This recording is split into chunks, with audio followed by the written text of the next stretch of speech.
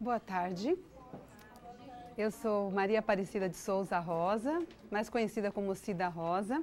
Eu sou assistente social, sou enfermeira e trabalho na Prefeitura de São Bernardo do Campo e na Secretaria de Desenvolvimento Social e Cidadania, na assistência social. E a minha atuação é no Centro Dia do Idoso, um equipamento destinado à permanência diurna de idosos semidependentes. A temática na qual fui convidada a falar é questões do envelhecimento na atualidade. Não tenho aqui a pretensão de esgotar esse tema, até porque é um tema de muita complexidade.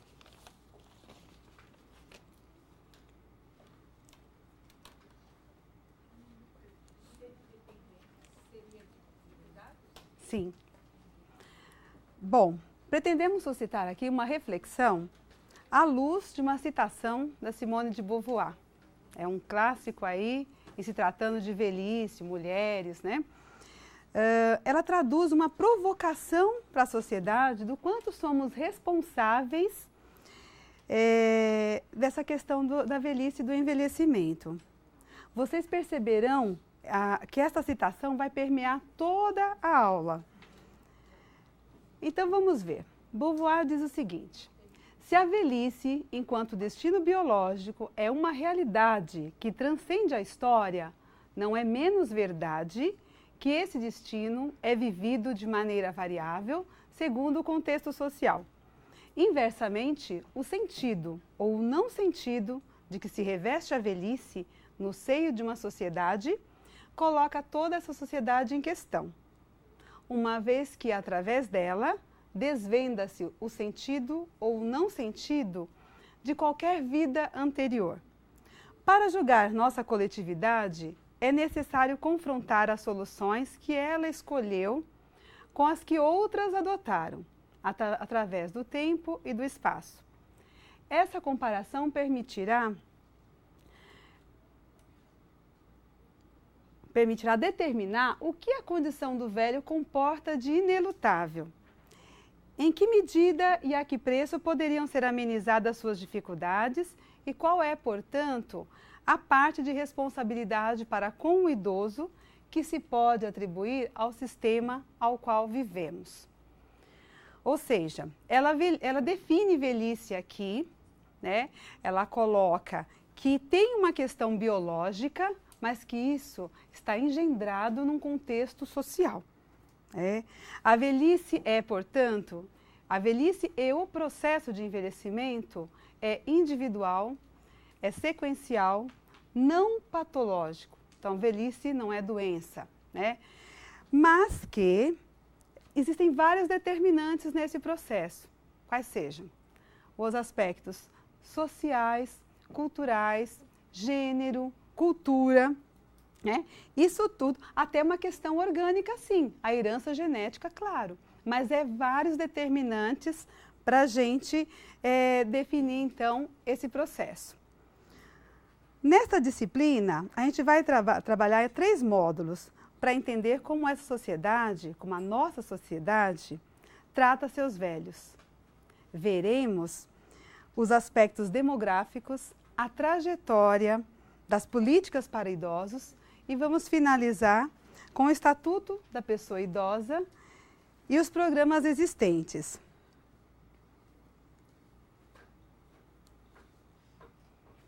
Veja, antes vamos fazer um preâmbulo aí com essa tela da Tarsila do Amaral. É o retrato de velho. Olhando para essa tela, o que vem à imagem, né? O que essa imagem representa? Qual é a sensação que passa? De uma pessoa solitária, cansada, parece doente, isolada, né? Sem esperança. Então, o que nós podemos pensar? Que essa é a imagem que a sociedade retratava, era como essa sociedade retratava a velhice no século passado. Mas será que é só no século passado que a velhice era retratada dessa maneira? E hoje, como que essa velhice é retratada? Como nós vemos o velho? Vocês já viram aqueles símbolos no metrô, no transporte coletivo, nos bancos? Olha eles aí. É esse símbolo, essa imagem aqui do idoso, esse símbolo aqui do idoso é muito diferente do que nós vimos no retrato do velho. Olha a outra aqui, ó. Ele está um pouquinho mais ereto, no entanto, ainda é aquela imagem, né, de alguém frágil, de alguém com dor, né, cansado, apoiado em alguma coisa. Mas, atualmente, a gente percebe uma mudança nessa concepção, né? Muito embora esses símbolos reforcem o contrário, reforcem a ideia anterior. Não se trata de negar que existam situações de velhice que tenha realmente alguma dependência, né? Alguma limitação.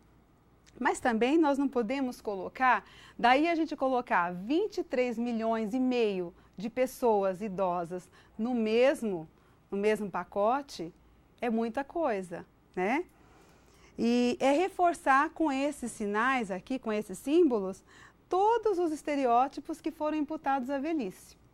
Percebam então que, olha, os locais públicos reforçam cada vez mais as próprias políticas, embora tenham todo no seu bojo os direitos, na medida que eles são colocados, traz, né, essa ideia implícita de dependência, de limitação, né, de doença, uma associação, ou quase sinônimo de velhice e doença, que é um mito também colocado à velhice. Agora, será que tem alguma ideia, alguém pensando uma simbologia diferente? Vocês já viram esse símbolo? Então, esse é o 60+. É um novo símbolo para representar o idoso, tá? É o movimento Nova Cara da Terceira Idade. Por meio das redes sociais, esse grupo trouxe à tona a discussão desse símbolo. E viram que melhor identificava essa fase da vida. Então, o que eles fizeram? Eles entrevistaram vários idosos e nenhum se sentia representado por aquele símbolo que eu passei anteriormente. E aí começaram a sair as propostas de um novo símbolo, uma nova cara. E também pelas redes esse símbolo foi o que venceu aí, né, nessa ampla divulgação. Eles ainda estão recebendo informações de locais que estão com o símbolo anterior para ir fazendo a troca gradativa, tá?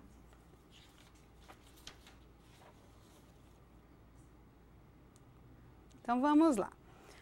As projeções da ONU. Começamos então a falar dos aspectos demográficos, né? Segundo a ONU conceitua a expectativa de vida como uma vida longa e saudável e que é medida pela esperança de vida ao nascer em anos.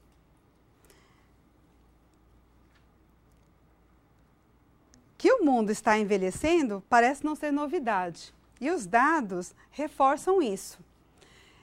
Em 2012, eram 810 milhões de pessoas que tinham mais de 60 anos ou mais.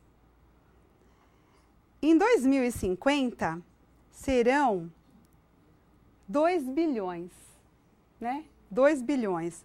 Ou seja, dentro de 35 anos, serão 2 bilhões.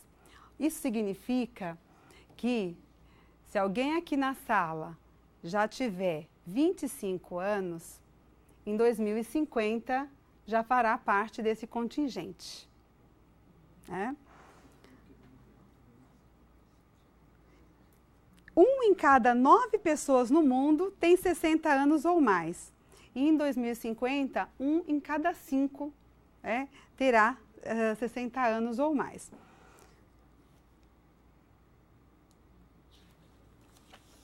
Então, a esperança de vida em 2000 era 69 anos, em 2014, 75 anos, e a projeção para 2060 é 81 anos. Então, uma esperança de vida, né, bastante longa. E olha só, em 2008, para cada 100 crianças, tínhamos 25 idosos. Em 2050, para cada 100 crianças, 173 idosos. Né? Estaremos lá, fazendo parte aí, né?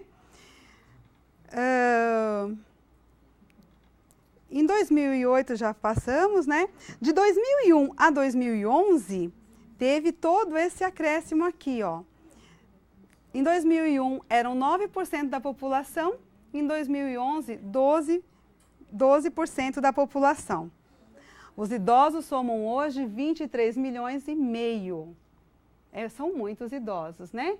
Então, hoje não dá para negar que o idoso está na rua, que o idoso está aí, né? Não dá mais para ser invisível.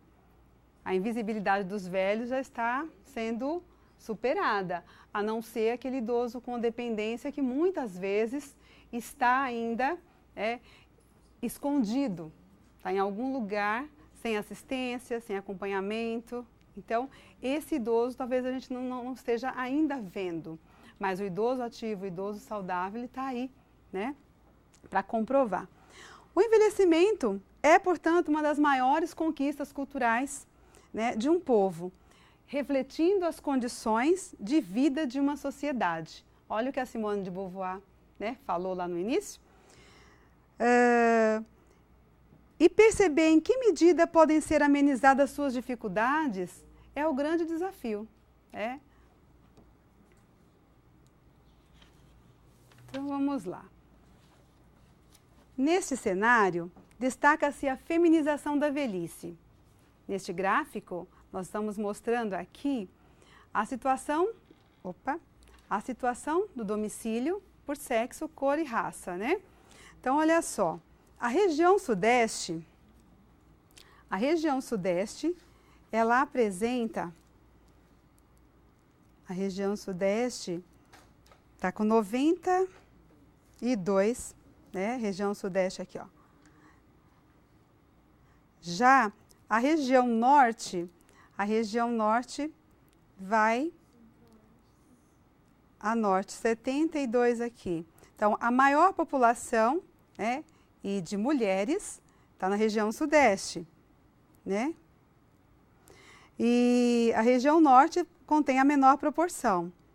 As mudanças contemporâneas se configuram como um contexto em que o envelhecimento feminino vem sendo construído.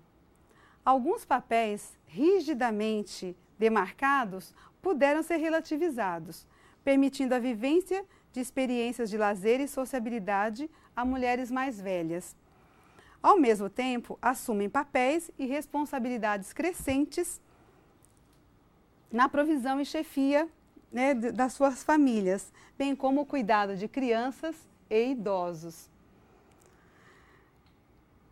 Então, o que acontece? Nós temos centros de convivência, né, nós temos grupos de terceira idade, grupos em ginásticas, e algumas mulheres até têm o desejo de participar, acabam suprimindo algumas coisas, mas elas não conseguem se desvincular completamente porque têm outras atribuições em casa que ainda não as deixam plenamente podendo participar dessas atividades, ou seja, cuidando de neto, cuidando de um familiar doente, o próprio cônjuge, né, ou um outro familiar, um irmão. Então, isso acaba, de certa forma, dificultando a participação das mulheres nesses espaços, ok? Então, tá aqui, ó, mulher, né, 55,5% o percentual.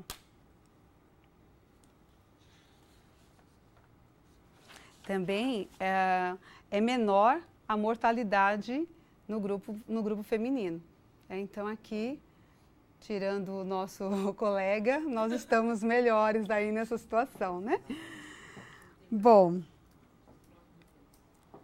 aqui a gente observa a inserção do idoso no domicílio como pessoa de referência ou como cônjuge. Então, na maioria também dos domicílios, o idoso aparece aqui como pessoa de referência, tá? Se vocês puderem observar, 64,4% são de idosos como pessoa de referência nos domicílios particulares, por condição no domicílio.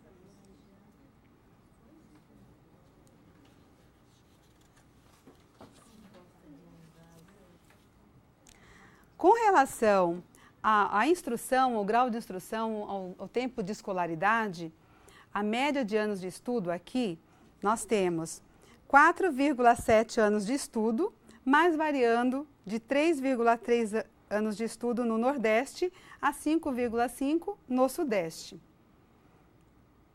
28% tinham menos de um ano de estudo, sendo que no Nordeste esse indicador chegou a 46,9%. Então, muita gente, né, com baixíssima escolaridade dentro do nosso público, né, pessoas de 60 anos ou mais de idade. Agora, esse gráfico ele vai trazer para a gente os dados de renda da população idosa. E aí, o que a gente observa? 76% recebia algum benefício da Previdência Social. Destes, 75% eram homens e 59% mulheres aposentadas. Percebam, se naquele gráfico a gente apresentou o fenômeno da feminização da velhice, aqui nós temos o quê? Homens, em maior número, aposentados e mulheres, né, em menor número, recebendo algum tipo de benefício. 48,4% tinham rendimento de todas as fontes superior a um salário mínimo, 55,4% na região sul. Então, esse cenário aqui mostra o quê? A desigualdade, né, de gêneros quando a questão é renda. Nesse caso, a renda, ela novamente está em desvantagem.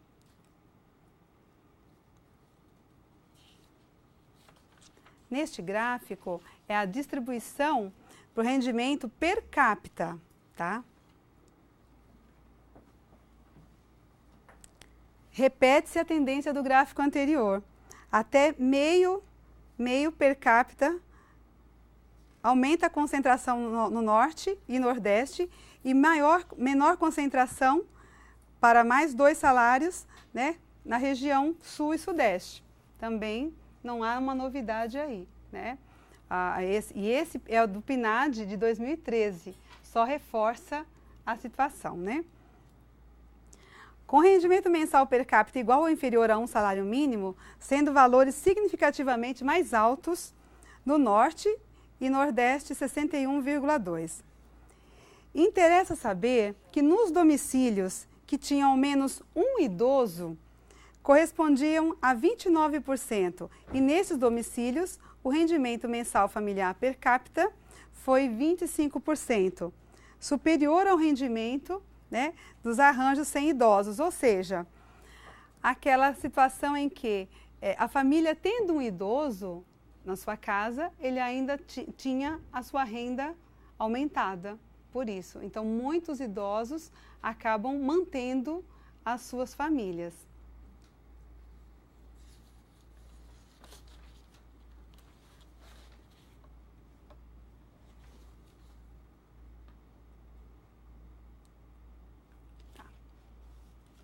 Neste gráfico, uma dimensão importante a tratar aqui é com relação ao tipo de moradia, tá? Com quem residem, como se dá a convivência familiar. Então, a gente tem aqui, ó, eles identificaram o quê?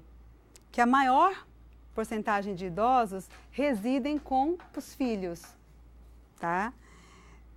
25 filhos que tinham 25 anos ou mais, na presença ou não de parentes ou agregados, sendo este o indicador mais elevado para idosas. Então, nós tínhamos mais idosos morando com filhos do que idosos. Outro formato comum de casais é casais sem filhos, 26% e meio aqui. E idosos que viviam sozinhos, 15,1%. Mulheres, 17% e homens, 15%. O que este gráfico aqui representa para a gente? É muito comum um idoso que more sozinho, ou que mora com o casal sem filhos, chega em algum equipamento de saúde, a primeira coisa que as pessoas perguntam é: cadê a família? Aí a gente fala: não tem família. Como assim não tem família? É como se todo mundo tivesse todo aquele formato bonitinho de família, todo certinho, de comercial de margarina, né? E quando tem a esposa e o casal, no caso, morando sozinho, o que acontece? Vai para o equipamento de saúde, aí chega lá, eles querem o quê? Que fique um acompanhante. Essa idosa pode acompanhar o tempo todo? Ela pode contratar, pagar um cuidador? E aí o que acontece? A gente acaba, às vezes dentro da nossa atuação, fazendo essa mesma pergunta. Ai, cadê a família? Todas as perguntas sempre começam por aí. Cadê a família? Mas de que família nós estamos falando? Quem seria essa outra pessoa?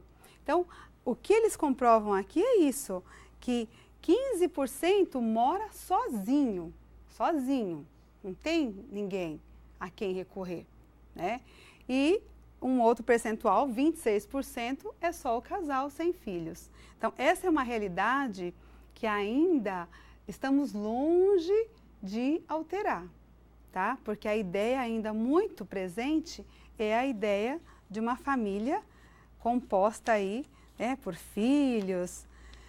E 84% moravam em domicílios com presença de outra pessoa com algum tipo de relação parental ou agregado, cônjuge e filhos. Podemos passar o próximo bloco.